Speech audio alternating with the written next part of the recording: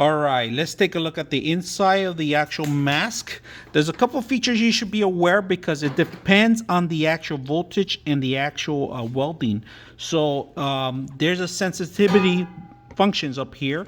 Everything's solar driven, but also it's dedicated with 2 batteries in here that need to be charged with the actual lighting. All right, you could replace these once in a while if this thing doesn't work as well as it used to. There's different functions. If you notice, there's an actual welding function and there's a spark function in here. So, and then if it tells you if it's low battery, it's going to start blinking. So right now, if I turn it off or on, it's going to blink for a bit, letting you know there's some sort of power in there.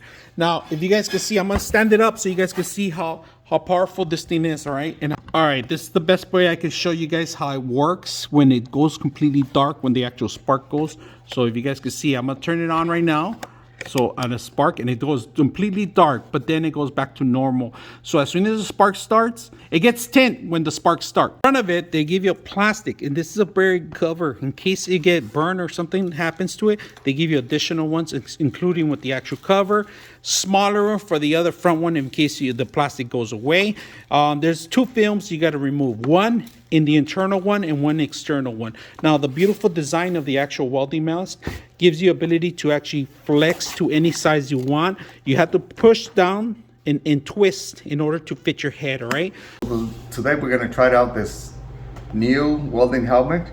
It is really light and it has a larger view when you start welding at the job site or at your shop. So we're going to test it out today.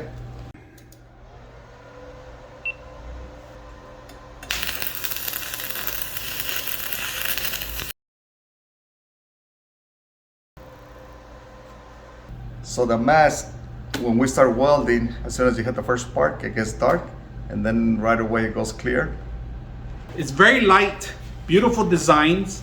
It fits any head that you could fit because it has this very cushioned area that you could twist this automatically to adjust any kind of head that you have.